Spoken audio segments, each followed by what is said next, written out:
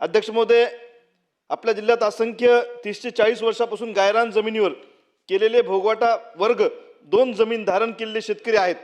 माझ्या हिंगोली जिल्ह्यामध्ये 30-40 वर्षापासून सर्व डॉक्युमेंट्स 7/12 फेरफार नमुना नंबर 8 असेल होल्डिंग नियमित केलेल्या गटातील जमिनीचे महसूल विभागाने वाटपाचे नकाशे इत्यादी भक्कम पुरावे आहेत। महाराष्ट्र शासनाकडून निर्धारित मूल्य वर्ग 2 चे रूपांतर 1 मध्ये करण्यासाठी जाहीर केलेला निर्णय स्तुत्य आहे, परंतु माझ्या जिल्ह्यामध्ये हिंगोली जिल्ह्यामध्ये यामध्ये काही अडचणी येत आहेत।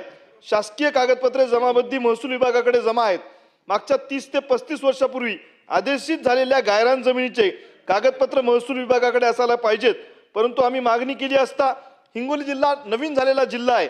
महसूल विभागाकडे औंढा तालुका असन वसमत तालुका असन येथील सर्व आदेश संचिका रेकॉर्ड ट्रान्सफर करताना हरवल्या आहेत।